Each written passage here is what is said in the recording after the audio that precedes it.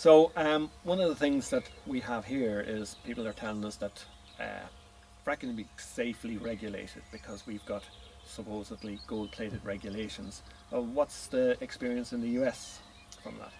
Well, we've heard that a lot of times in the United States as well. As they've started fracking in a new state, the political leader will come out and say, we're going to do it right this time. But what we've seen in each case is that's not true. There have been the same problems each time. There have been earthquakes, water contamination, air pollution, people have gotten sick.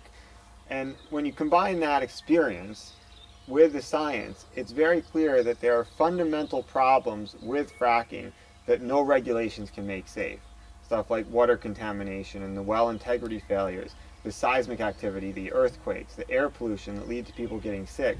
You can't solve those problems. You can't figure out what to do with the wastewater. So anyone who tells you we can do fracking right this time, they're not telling you the truth. They can't.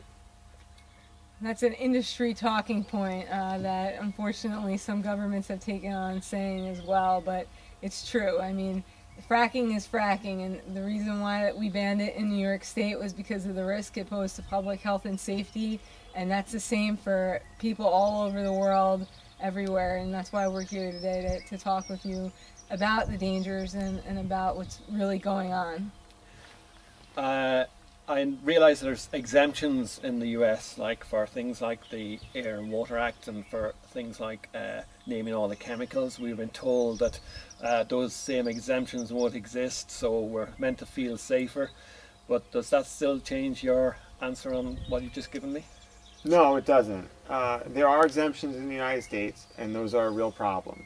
But individual states have put stronger regulations in place than the federal government has, and they've still had all of those same problems.